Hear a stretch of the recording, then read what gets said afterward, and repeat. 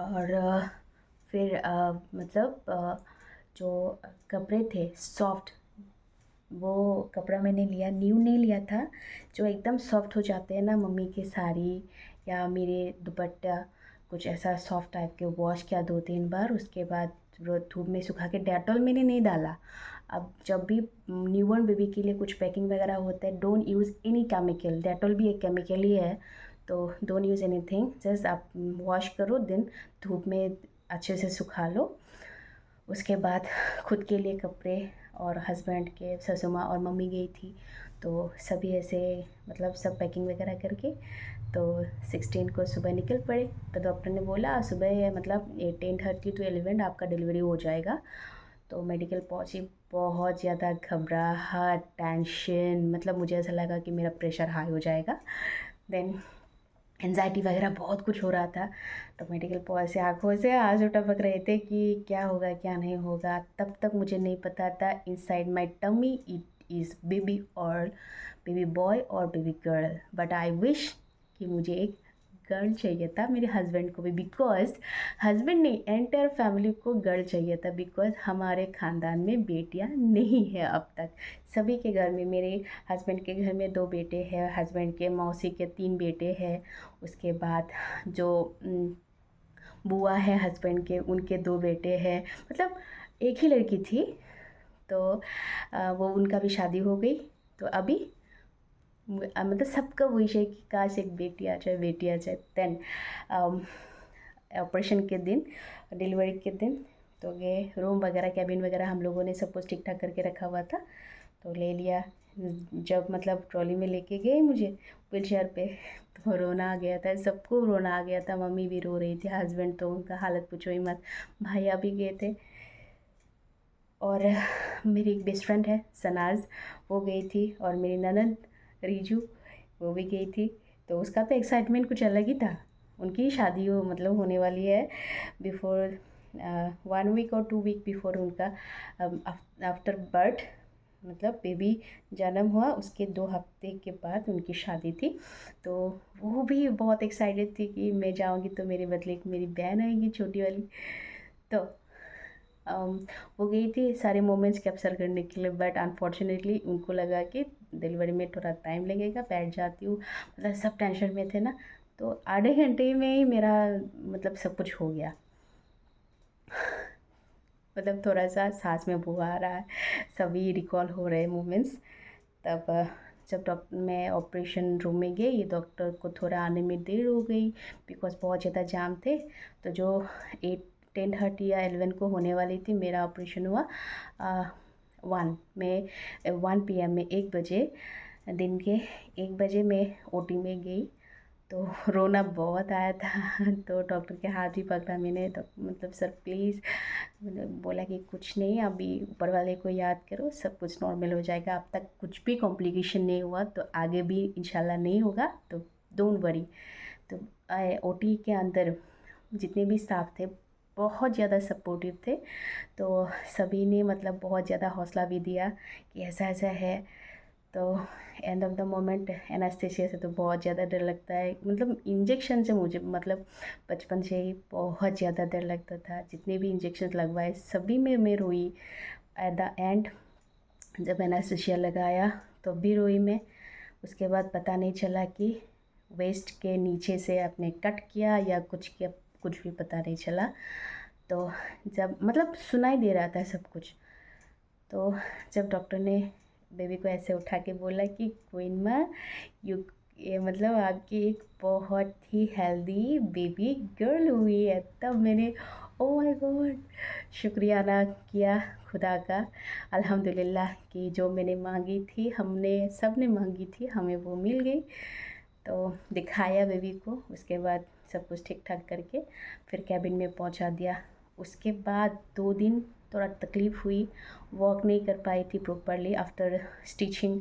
आप ज़्यादा मतलब खड़े नहीं हो पाते हो, बैठ भी नहीं पाते हो, जब एनास्थेसिया का वो मतलब जो असर होता है ना वो कम होता जाता है, आप नॉर्मल में आते हो तब मतलब बहुत ज़्यादा पेन होता है। तो सबका मतलब मेडिकल के अंदर इतना ज़्यादा प्रॉब्लम नहीं हुई, सभी स्टाफ बहुत अच्छे थे। बेबी का केयर मेरी या फिर जितने भी टेस्ट वगैरह है सब कुछ 4 डेज़ हम लोग वहीं पे रहे। तो सब वगैरह करके नेक्स्ट डे हम आ गए घर। तो घर में भी बहुत अच्छे से वेलकम किया बेबी को। और फिर नामकरण।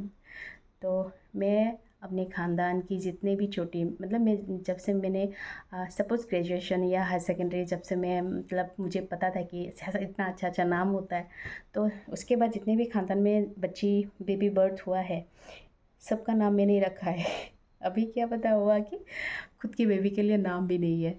तो हम दोनों ने इतना ज़्यादा खोज की मतलब तब जब मोबाइल देखती थी तो नाम नाम नाम नाम अच्छा सा नाम यूनिक नेम आ जाए वैसा वैसा वैसा वैसा। तो सड आफ्टर एंड ऑफ ऑल मतलब मीन्स सर्चिंग हमने एक नाम रखा and her name is Anvya Aileen. And प्यार से हम उसको मोमो मायरा मन्नत माया एवरीथिंग जो माँ नाम से जाते हैं बिकॉज उनके पापा का भी मौ से जाते हैं एम से जाते हैं।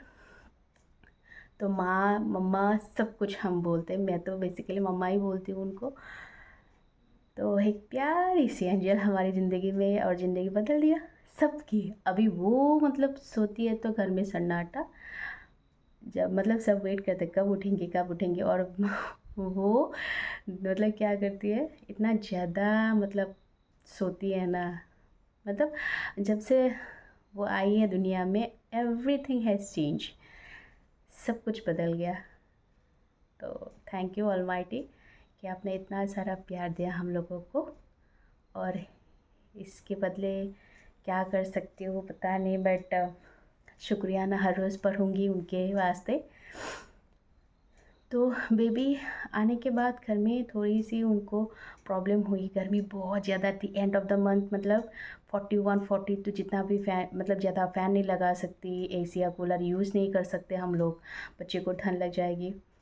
तो ऐसे 2-3 दिन प्रॉब्लम हुई। उसके बाद वेदर भी नॉर्मल हो गया सब कुछ। मतलब बेबी इतना मतलब एडजस्टेबल है ना आप पूछिए मत।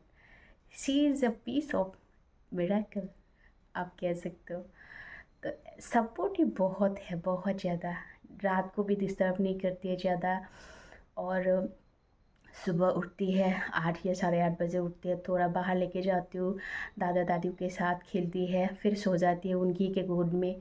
फिर लाती हूँ फीडिंग करती हूँ उसके बाद फिर चली जाती है। फिर थोड़ा बहुत खेल के सो जाती है। मतलब सोना खाना उनका चलता रहता है। But she is a miracle of our family. तो प्रेगनेंसी रिलेटेड बहुत कुछ बातें हैं मैं बताऊंगी। अभी वीडियो बहुत ज़्यादा लंबा हो गया तो कुछ अलग वीडियो बनाऊंगी उसमें शेयर करूंगी क्या क्या करनी चाहिए क्या क्या नहीं करनी चाहिए कम है। तो जो लोग बोलेंगे आपको ये मत करो ये मत खाओ वो मत करो वो मत खाओ ईट ऑल द थिंग्स। जो डॉक्टर आपको मना करे वो मत खाओ बाकी खाते जाओ जब तक आपको प्रॉब्लम नहीं होती है। मैंने ओनली पपीता एंड और एक वो खाए थे नहीं खाए थे अनानास नहीं खाए थे। तो इन दोनों के और ब्रिंजल लोगों को बोलते हैं कि ब्रिंजल खाने से इचिंग होते हैं। कुछ नहीं होता है इचिंग 8 या 7 मंथ के बाद या 9 मंथ के बाद थोड़ा बहुत होता है। बाकी ऐसा इचिंग का कुछ वो फ़ायदा नहीं कि ये खाने से इचिंग होगा। ये नॉर्मल है होता ही है सबको। खाने जो खाते हैं उनका भी होता है जो नहीं खाते उनको भी होगी। ये नॉर्मल है नहीं होती है तो प्रॉब्लम है। ठीक है वॉमिटिंग अगर नहीं हुआ तो प्रॉब्लम हुआ तो ठीक। फिर नॉजिया वॉमिटिंग ये सब होता है। मेरा ज़्यादा नहीं हुआ था बट ब्रश करते समय हुआ था। और कुछ लोगों को स्मेल आती थी मुझे नहीं आई कुछ भी। Only first trimester means third of the month में मुझे थोड़ा सा रिफाइंड ऑयल का जो रिफाइंड ऑयल होता है ना उसका स्मेल थोड़ा बहुत मुझे हज़म नहीं होता था। तो उसके बाद नॉर्मल हो गया। बाकी ऐसा कुछ नहीं है। ऐसा चीज़ में लोग बोलते हैं कि रात को मत जाओ ये वो। मेरा आना जाना रात को ही लगा रहता था रूम से घर। फिर मेरे मम्मी के घर रात को ही जाना। मुझे ये बिलीव होता था भगवान तो हर जगह होता है। अगर बाय चांस मेरा रात को 1 बजे या 2 बजे पेन आ जाते तो रात का समय है, नहीं लेके जाऊंगी, सुबह लेके जाऊंगी, कोई वेट करता था क्या? नहीं ना।